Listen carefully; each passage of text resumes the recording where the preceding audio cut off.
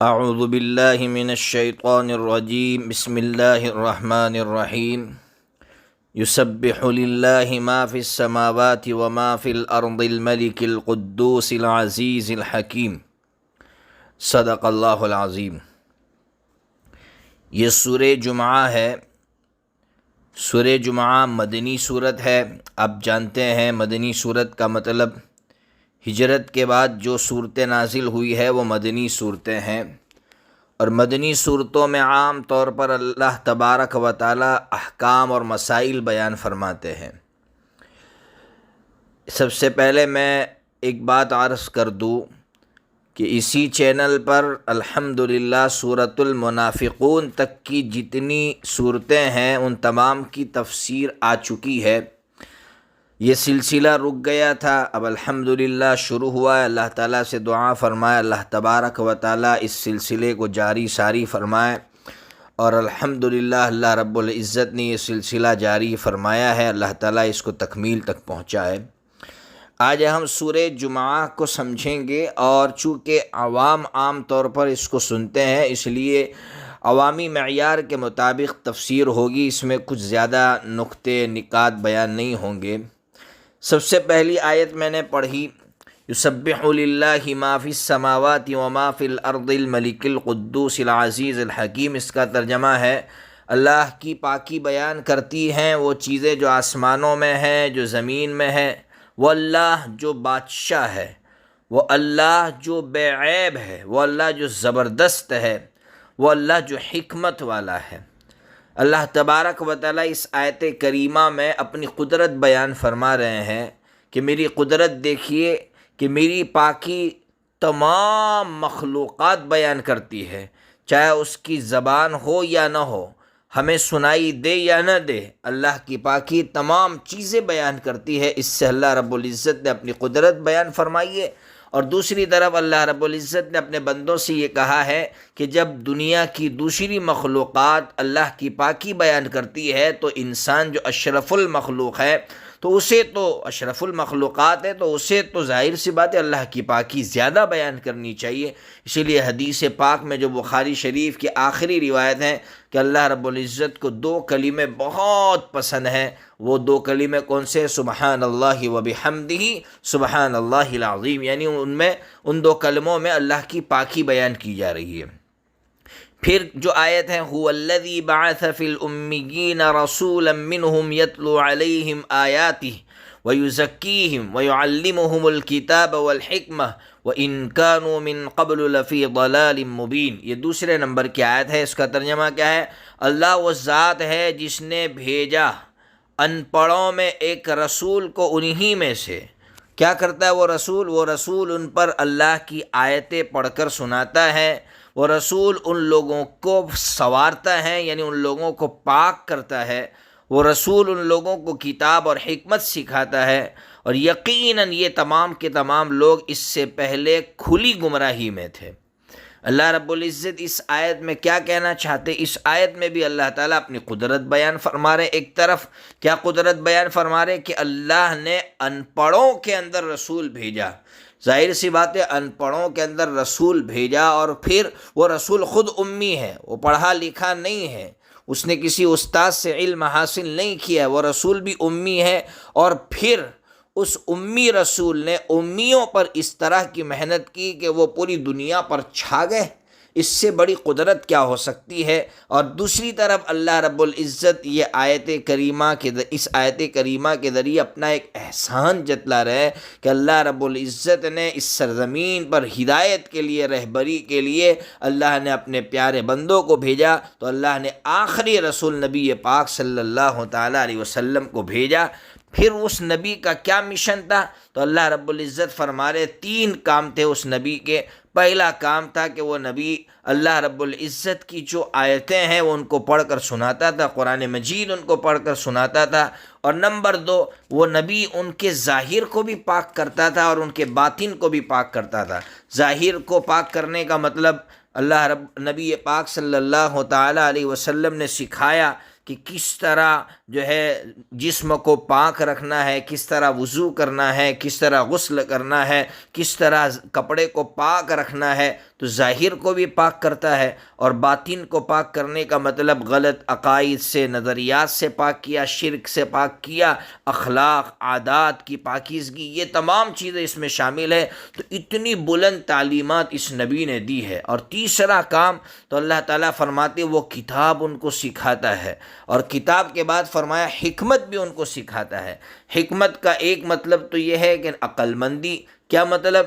کہ جو نبی پاک صلی اللہ علیہ وسلم جو کتاب سکھلاتے ہیں تو وہ جو کتاب سیکھی ہے اس کو کہاں پر عمل میں لانا ہے، کہاں آپ کو کس طرح بولنا ہے۔ جیسے میں کہوں آپ کے پاس علم تو بہت ہے، لیکن کہاں کس طرح بولنا چاہیے، کس آدمی کے ساتھ کس طرح رہنا چاہیے، اس آدمی کے مرتبے کے مطابق بات کرنا چاہیے، یہ سب کچھ نبی پاک صلی اللہ تعالیٰ علیہ وسلم نے سکھایا۔ اور یہی وجہ ہے کہ صحابہ کرام رستم کے دربار میں گئے ہیں، اور رستم کے دربار میں جا کر اس انداز سے گفتگو فرمائی ہے کہ وہ خود حیران رہ گیا، کون بات کر رہا ہے؟ وہ جو پہلے امی تھا، جن کے اندر بات کرنے کی تمیز نہیں تھی، نبی پاک صلی اللہ تعالیٰ علیہ وسلم نے ان کو کتاب بھی سکھائی، اور ساتھ میں حکمت یعنی کہاں کس طرح بات کرنا چاہیے یہ بھی سکھایا۔ قرآن آگے کہہ رہا ہے کہ یہ لوگ اس سے پہلے کھلی گمراہی میں پڑے ہوئے تھے، لیکن نبی پاک صلی اللہ تعالیٰ علیہ وسلم کی اس محنت نے ان کو کہاں پہنچا دیا۔ پھر قرآن کہہ رہا ہے وَآخَرِينَ مِنْهُمْ لَمَّا يَلْحَقُوا بِهِمْ وَهُوَ الْعَزِيزُ الْحَكِيمُ۔ یہ تیسری آیت، اس کا ترجمہ کیا ہے؟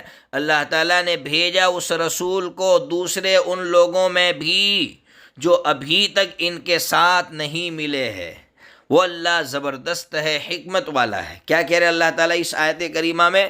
کہ اللہ تعالیٰ نے نبی پاک صلی اللہ تعالیٰ علیہ وسلم کو جو مبعوث فرمایا، یہ صرف صحابہ کرام کے درمیان میں نہیں، بلکہ قرآن کہہ رہا ہے کہ قیامت تک جو لوگ آئیں گے ان میں نبی پاک صلی اللہ تعالیٰ علیہ وسلم کو بھیجا ہے۔ اس سے قادیانیوں کی تردید ہو گئی، جو یہ کہتے ہیں کہ نبی پاک صلی اللہ تعالیٰ علیہ وسلم آخری نبی نہیں ہے۔ اللہ تعالیٰ اس آیت کریمہ میں فرما رہے ہیں کہ نبی پاک صلی اللہ تعالیٰ علیہ وسلم قیامت تک کے آنے والے انسانوں کے لیے آخری نبی ہے، آپ کے بعد اب کوئی نبی نہیں آئے گا۔ اسی طرح جو لوگ یہ کہتے ہیں کہ نبی پاک صلی اللہ تعالیٰ علیہ وسلم کی بعثت، آپ کی نبوت صرف عرب تک محدود تھی، آپ دوسرے لوگوں کے لیے نبی نہیں تھے، اللہ تعالیٰ نے اس آیت کریمہ میں فرما دیا کہ جو صحابہ کرام تھے اور جو قیامت تک آئیں گے ان سب کے لیے نبی پاک صلی اللہ علیہ وسلم نبی ہے۔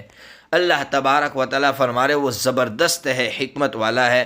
پھر آگے فرمایا ذَلِكَ فَضْلُ اللَّهِ يُؤْتِيهِ مَن يَشَاءُ وَاللَّهُ ذُو الْفَضْلِ الْعَظِيمِ۔ چوتھے نمبر کی آیت، یہ اللہ کا فضل ہے، جسے چاہتا ہے دیتا ہے۔ اللہ بڑا فضل والا ہے، یعنی کوئی یہ سوچے کہ اتنا بڑا فضل نبی پاک صلی اللہ تعالیٰ علیہ وسلم کو اتنے بڑے جو ہے کمالات دے دیے، تو اللہ فرما رہا اللہ جسے چاہتا ہے دیتا ہے۔ آپ کو اللہ نے جو ہے اللہ کا بندہ ہے، تو اللہ کا بندہ ہے تو تجھے بولنے کا کوئی حق نہیں ہے، کوئی اعتراض کا حق تجھے حاصل نہیں ہے۔ اس لیے کہ میں ہمیشہ کہتا ہوں کہ جس نے وجود بخشا ہو وہ اگر کچھ دے دے تو اس کا احسان ہے، اور کچھ نہ دے تو یہ اس کا انصاف ہے، کسی کو بولنے کا کوئی حق نہیں ہے۔ پھر آگے اللہ تعالیٰ فرماتے مثل الذین حملوا التوراة ثم لم يحملوها كمثل الحمار يحمل اسفارا بئس مثل القوم الذین كذبوا بآیات اللہ واللہ لا يهدی القوم الظالمین۔ ترجمہ کیا ہے؟ ان لوگوں کی مثال جن پر تورات لادی گئی، پھر ان لوگوں نے اس پر عمل نہیں کیا، اس گدھے کی طرح ہے جو بوجھ کو یعنی کتابوں کو اٹھاتا ہے۔ بہت بری مثال ہے ان لوگوں کی جنہوں نے اللہ کی آیتوں کو جھٹلایا۔ اللہ تعالیٰ ظالم قوم کو راہ نہیں دکھاتا۔ کیا کہہ رہے اللہ تعالیٰ اس آیت کریمہ میں؟ اللہ تعالیٰ اس آیت کریمہ میں یہ کہنا چاہتے ہیں کہ حضرت نبی پاک صلی اللہ تعالیٰ علیہ وسلم کی بعثت کا تذکرہ، یعنی آپ آخری نبی ہوں گے، آپ نبی ہوں گے، آخری نبی ہوں گے، اور آپ کے اندر یہ خوبیاں ہوگی، آپ کتاب کی تعلیم دیں گے، آپ جو ہے تزکیہ کریں گے، دلوں کو صاف کریں گے، یہ تمام اوصاف، یہ تمام خوبیاں تورات کے اندر بیان کی گئی۔ اس کے باوجود یہودیوں نے حضرت نبی پاک صلی اللہ تعالیٰ علیہ وسلم کو نبی نہیں مانا۔ تو اللہ تعالیٰ اس آیت کریمہ میں فرما رہے ہیں کہ ان کی مثال اس گدھے کی سی ہے جس گدھے کے اوپر کتابیں ڈال دی ہوں، کتابیں اس کے اوپر لاد دی گئی ہو، ظاہر سی بات ہے گدھا تھوڑی اس کتاب پر عمل کرنے والا ہے. تو ان کی مثال بھی ایسی ہے، یہ بھی گدھے کی طرح ہے کہ گویا ان کے اوپر کتاب ڈال دی گئی لیکن عمل نہیں کر رہے. اللہ تعالیٰ فرما رہے اس سے بری مثال کیا ہو. ایک غیرت مند انسان کے لیے ڈوب مرنے کی بات ہے، لیکن ان کے اندر غیرت کہاں باقی رہی تھی. یہ تو نبی پاک صلی اللہ تعالیٰ علیہ وسلم کی بعثت کو ماننے کے لیے تیار نہیں تھے، آپ کو نبی ماننے کے لیے تیار نہیں تھے، صرف حسد کی وجہ سے. اللہ تعالیٰ فرما رہے یہ ظالم لوگ ہیں، اس سے بڑے ظالم اور کون ہوں گے کہ جو ان کی کتابوں کے اندر نبی پاک صلی اللہ تعالیٰ علیہ وسلم کا تذکرہ ہونے کے باوجود بھی نہیں مان رہے. پھر اللہ فرما رہے قُلْ يَا أَيُّهَا الَّذِينَ هَادُوا إِن زَعَمْتُمْ أَنَّكُمْ أَوْلِيَاءُ لِلَّهِ مِن دُونِ النَّاسِ فَتَمَنَّوُا الْمَوْتَ إِن كُنتُمْ صَادِقِينَ. آپ کہہ دیجئے کہ اے یہودیو، اگر تمہیں یہ گمان ہے کہ تم اللہ کے دوست ہو لوگوں کے سوا تو تم موت کی تمنا کرو اگر تم سچے ہو. آگے قرآن کہہ رہا ہے وَلَا يَتَمَنَّوْنَهُ أَبَدًا بِمَا قَدَّمَتْ أَيْدِيهِمْ وَاللَّهُ عَلِيمٌ بِالظَّالِمِينَ. کبھی بھی یہ موت کی تمنا نہیں کریں گے. کیوں؟ ان کے کرتوتوں کی وجہ سے. اللہ ظالموں کو جانتا ہے. کیا کہہ رہے اللہ تعالیٰ ان دو آیتوں میں؟ اصل میں مسئلہ یہ تھا کہ یہ یہودی بڑی بڑی باتیں کرتے تھے، عمل کچھ نہیں کرنا ہے، باتیں بڑی بڑی. کیا بڑی بڑی باتیں کہتے تھے؟ ہم اللہ کے جو ہے محبوب ہے، اللہ کے بڑے پیارے لوگ ہیں. تو اللہ تعالیٰ فرما رہے ہیں کہ اگر تمہیں مجھ سے پیار ہے تو ظاہر سی بات ہے محبوب سے ملنے کے لیے تو ہر انسان جو ہے مشتاق رہتا ہے، بے چین رہتا ہے. تو پھر مجھ سے ملنے کی تمنا کرو، اور مجھ سے ملنے کے لیے مرنا پڑے گا. مرے بغیر تو تم مجھ سے مل نہیں سکتے ہو، تو مرو اور پھر مجھ سے ملاقات کرو. اللہ تبارک و تعالیٰ فرماتی یہ کبھی موت کی تمنا نہیں کریں، اس لیے کہ ان کے کرتوت ایسے ہے. یہ اپنے دعوے میں سچے نہیں ہیں کہ ہم اللہ کے محبوب ہیں، اس لیے کہ اللہ کے محبوب ہوتے تو جس انسان کو جس سے محبت ہوتی ہے اس سے ملاقات کے لیے وہ ہر چیز کو برداشت کر لیتا ہے، موت جیسی کڑوی چیز کو بھی برداشت کر لیتا ہے. اللہ تعالیٰ فرماتے ہیں کہ اس کا مطلب یہ جھوٹے لوگ ہیں، یہ اپنے کرتوتوں کی وجہ سے کبھی موت کی تمنا نہیں کریں گے. اللہ فرما رہے ہم کو سب معلوم ہے کون ظالم ہے کون ظالم نہیں ہے.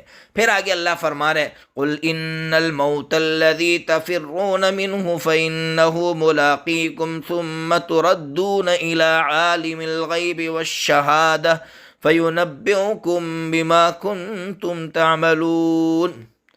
آپ نبی پاک صلی اللہ علیہ وسلم سے اللہ کہہ رہا آپ کہہ دیجئے یقیناً وہ موت جس سے تم بھاگتے ہو یقیناً وہ تم سے ملنے والی ہے، پھر تم کو لوٹایا جائے گا اس ذات کی طرف جو غیب کو بھی جانتا ہے، حاضر کو بھی جانتا ہے. وہ تم کو بتلائے گا وہ کام جو تم کرتے تھے. اللہ تعالیٰ فرما رہے کہاں بھاگوں گے؟ موت سے بھاگ کر کہاں جاؤں گے؟ موت کا جب وقت آئے گا تو وہ موت تم کو آ پکڑے گی، اس لیے پھر اٹھا کر اللہ کے سامنے حاضر کیا جائے گا. اللہ رب العزت یہی سمجھانا چاہتے ہیں کہ تم بڑے بڑے دعوے مت کرو، کام کرو کام کرو. اللہ سے محبت کا اگر دعویٰ ہے تو پھر مرنے کے لیے تیار رہو. موت سے تو کسی کو چھٹکارا نہیں ہے، کہاں کہاں بھاگو گے. اس لیے اللہ تعالیٰ نے 5ویں پارے میں غالباً فرمایا ہے کہ تم مضبوط سے مضبوط محل میں بھی چلے جاؤ گے اور موت کا آنا طے ہے تو پھر وہ موت آ کر رہے گی. ایک بات درمیان میں آپ کو سمجھا دوں کہ موت سے بھاگنے سے قرآن روک رہا ہے کہ تم موت سے نہیں بھاگ سکتے ہو. دوسری طرف ہے کہ اگر کوئی کسی کو مثال کے طور پر ٹی بی کی بیماری ہے تو آپ اس سے بھاگیے، آپ اس کے قریب مت ہوئیے. تو پھر اس کا مطلب تو یہ ہے کہ ایک طرف قرآن کہہ رہا ہے کہ موت سے مت بھاگیے اور دوسری طرف یہ تعلیم ہے کہ اس طرح کا کوئی شخص ہو یا کوئی طاعون زدہ ہو تو ظاہر سی بات ہے آپ کسی علاقے میں طاعون ہے تو آپ کو وہاں نہیں جانا ہے. تو یہ تو موت سے ایک طرف جو ہے بھاگنے کی باتیں ہو رہی ہے. اس کا جواب یہ ہے کہ اسلام کی تعلیم یہ ہے کہ جب تک برے اور اچھے اسباب دونوں سامنے ہو تو ہمیشہ ہمیں اچھے اسباب اختیار کرنا چاہیے، برے اسباب کبھی اختیار نہیں کرنا چاہیے. لیکن اسباب اختیار کر لیے اور پھنس گئے تو پھر اب نظر اللہ پر ہونی چاہیے، اب بھاگنا نہیں ہے. تعاون زدہ علاقے کے اندر اگر چلے گئے اب وہاں سے نہیں بھاگنا ہے، لیکن نہیں گئے تھے تو اس سے پہلے اسلام کی یہی تعلیم ہوگی کہ اچھے اسباب اختیار کرو۔ اسی طرح ٹی بی والے مریض کے پاس ابھی گئے نہیں تھے تو اسلام کی تعلیم یہ ہوگی کہ آپ کو وہاں نہیں جانا ہے، لیکن اگر اس کے ساتھ بیٹھ گئے تو اب اسلام یہ تعلیم دے گا کہ آپ کو وہاں سے نہیں بھاگنا ہے، اس لیے کہ اسلام میں پہلے تدبیر ہے پھر تقدیر ہے، تو ہمیشہ پہلے اچھی تدبیر اختیار کرو پھر تقدیر کا سہارا لو۔ اللہ تبارک و تعالی ہمیں قرآن مجید سمجھنے کی توفیق عطا فرمائے۔ ابھی آدھی صورت رہ گئی ہے، انشاءاللہ اس کو بعد میں مکمل کریں گے۔